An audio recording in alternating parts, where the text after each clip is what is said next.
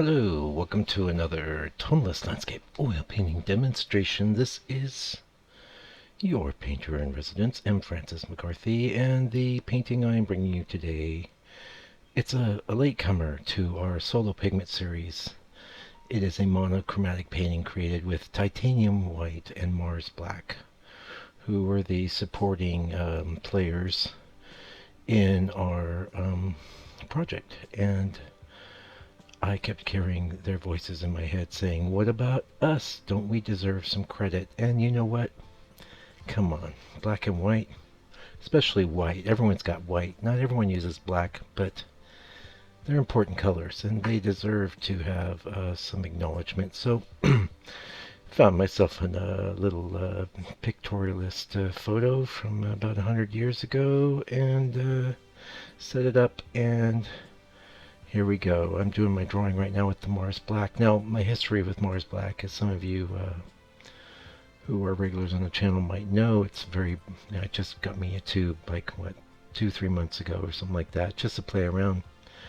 And at the time, I wasn't that aware of its properties. I kind of knew it was opaque, but I just kind of found it a big letdown for me from the way I was used to working with the ivory black.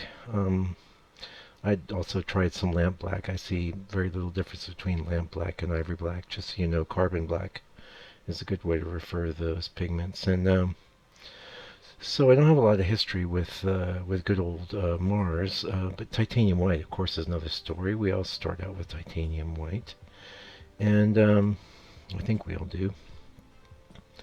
And I was working with titanium white until I got very, very interested in tonalism and the history of painting, and discovered that titanium white was actually a fairly modern pigment, and that the king of all pigments, the PW #1, in reality was lead white. And so I became very attracted to using lead white. But the thing is with the lead white is that it has a lot less opacity than titanium white. So kind of a benefit of that is you get less chalkiness in your mixes.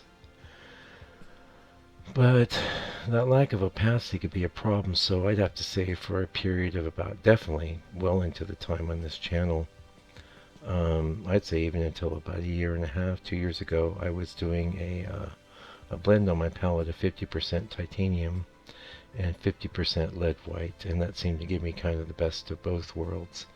I'll be honest with you, these days, unless I'm doing something figurative, I'm just using titanium white because I have a very full comprehension of it, how it's going to act, what it's going to do. I want to caution you on the titanium white that a lot of the tubes that say titanium white are actually a mixture of titanium and white and zinc white. And you might go, what's the big deal? You know? Well, zinc white is very brittle, and it's well known for being brittle, so I think it's a bit criminal to be selling titanium white that has a mixture of zinc white in it without advertising that. That's just my 2 cents. You can get, like, Gamblin loves zinc white. They do it in all this different mixtures. If you look at their flake white hue, which they make as a substitute for lead white, it's got zinc in it for days. And it's right there. I mean, you can see it's got, zinc in it, but especially if you're painting on canvas, this brittleness can be a real problem. I mean, just type in zinc white and brittle into Google, and you'll be reading for days nightmare stories of paintings that aren't even that old with these cracks, So I don't recommend zinc white for anything except watercolor. Not a problem there. Yeah. Anyway, getting back to titanium white, I have the titanium white I buy is from Gamblin. It's 100% pure titanium white. And so what are the downsides to titanium? Well, it's quite a slow dryer, so if you get real crazy with it, it'll take a little while to dry. I'd say you can use a little alkoyd medium to help with that.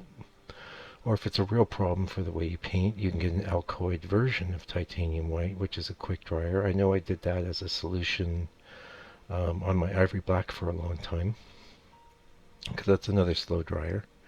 Funny enough, when you put the two together, they don't dry especially slow. So I don't understand it. That's weird.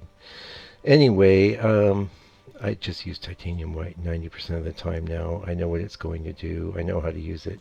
I tend, with the way I paint, my usual strategy is I hold off on using white in any part of the painting until I have to, and that's usually going to be somewhere in the sky. I try and keep it out of my the ground plane of my paintings for the most part. That's not to say I won't use it, especially say I've got some dry grass or something like that to do. Whatever, I'll use it. Anyway, that's my history with Mars Black and Titanium White. And boy, if you want to read about a color, geez, Titanium White. There's so many great articles. I just grabbed a couple. Let's do Mars Black first, though, because there's next to nothing on that. In fact, the best thing I found was about all the Mars colors together. It says originally a brand name in the late 18th century, Mars Colors is now the common name used for synthetic iron oxide pigments. So those are your earth pigments, but they're specially hydrated to give them additional properties, right? Mars Colors are made from a hydrated iron oxide co-participated with alum using lime or potash. The proportion of the mixture controls the degree of color. The product is dried to produce Mars yellow. Other colors, orange, red, black, brown, and violet, result from calcinating the yellow. So our black is very calcinated. Their chemical and physical properties are the same as natural iron oxides. Mars colors are permanent pigments with good tinting strength, and they're good dryers for oil paints. Now, the reason why Mars Black played a big factor in this whole series was because it was opaque. I also used Black Spinel, which is rated as opaque, but it's a very funny color. It's a really cool color, and I love it, and I'll always have some handy. And it only really occurred to me later is that you could have done the whole thing with Black Spinel. That might have been okay. Black Spinel is really expensive, for one. For two, Mars Black is not especially expensive. And I thought, well, I know Mars Black is opaque, and maybe that's what it has to bring to the table. Maybe that's what it has to contribute. And it certainly contributed a lot to this whole series. That opacity was really, really vital when it came to making studies with some of the more transparent pigments like your phthalo green or your alizarin crimson, or any of these pigments, phthalo blue, so on and so forth. But it was handy even with the ones that were semi. And I found now that I've got used to working it, I used it in this monochromatic study, and I really like the way it handled. It's nice. It's pleasant. I could, if I had only one black, I could probably get by with it, The reason I'm used to working with the ivory black, though, ivory black is actually quite transparent, more transparent than you think. And so you get used to that in your mixtures, you get used to the way that acts, and you get used to the qualities of the paint that you're used to working with. I see a color, I want to mix it, or I'm imagining a color and I want to mix it. I know how to get there with ivory black in a hurry. If I have to get there with Mars Black, I might be slightly disappointed because there could be some chalkiness that comes into play from the opacity. And there's nothing wrong with chalkiness if that's what you're after and that's what you want. Anyway, yeah, you got your Mars Yellow, your Mars Orange, Mars Violet, Mars Brown, Mars Black, Mars Red. We only used the Mars Black, and we liked it. So, moving on over to Titanium White. This was a very short, just a cool picture of rutile crystals embedded in quartz. Apparently that's got something to do with titanium white and the mineral anatase. That does as well. Titanium dioxide white consists of titanium dioxide. Can be found in nature in several different mineral forms, the forms of which can be utilized as pigments are rutile and anatase. Now, there's nothing that expensive about titanium white, It's pretty moderately priced. So, I didn't want to wear you out. This seemed like the good overall article that covered a lot of the bases. that there was one that was like just going on and on about how titanium white was actually not invented in 1920. You know, it was being used in ceramics, and it was like paragraph after paragraph of this and that. It's on some 18th century painter's palette because he found it in a ceramics place. Was mixing the white with some clay, you know. Whatever. This is from the site webexhibits.org. It's Pigments Through the Ages. We've read several of their articles. And they've got some good information here. History of titanium dioxide whites.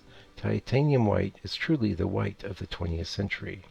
Although the titanium pigment, titanium dioxide, was discovered in 1821, it was not until 1916 that modern technology had progressed to the point where it could be mass-produced. First made commercially in Norway for industrial purposes, it was not until 1921 that a titanium white oil color suitable for artistic purposes was introduced by an American manufacturer.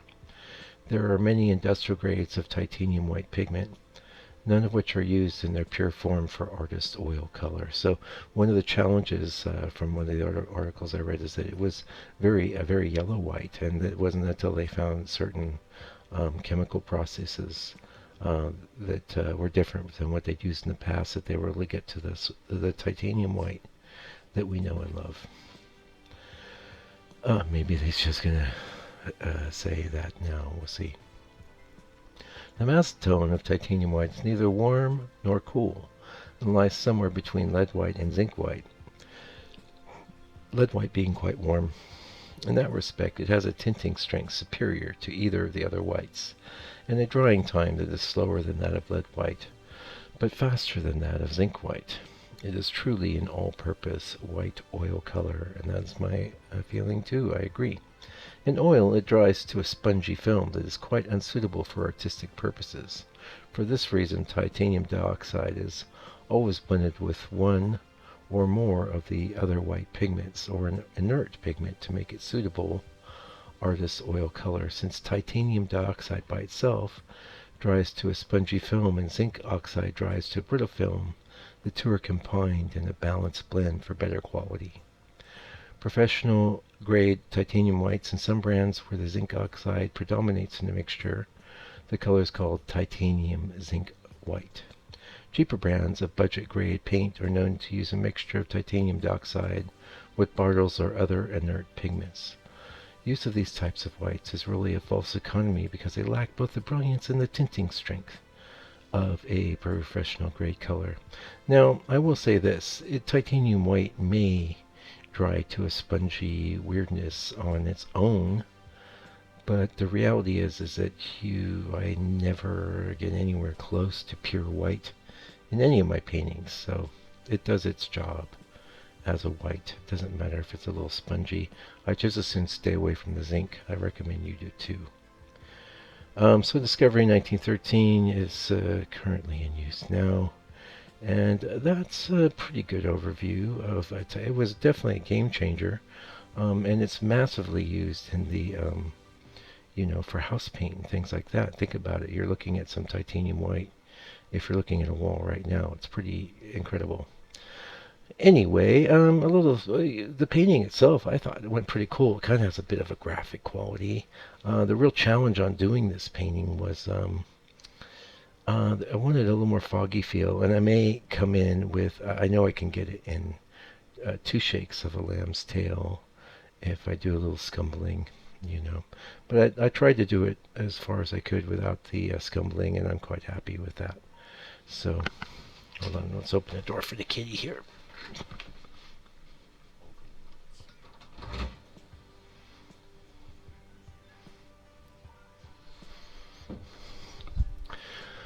Anyway, that about does it for this video and for the series. We're closing it off with our supporting characters. Let's give them a hand. You guys, come on up. Take a bow. Take a bow. Anyway, like I said, thanks for joining me. See that little thing goes zipping by? That's my website. Go on over there and, look at those paintings. Buy one. That'd be great. Also, there's a little donation button if you want to help me out with that. That'd be cool too. But I appreciate you watching, and till I get back with another video for your edification, enjoyment, and education, please do me a solid. Take good care of yourself, your loved ones. Try and love your enemies, and definitely try and be patient with people whose views do not necessarily agree with your own. And until I see you again, please take good care and stay out of trouble.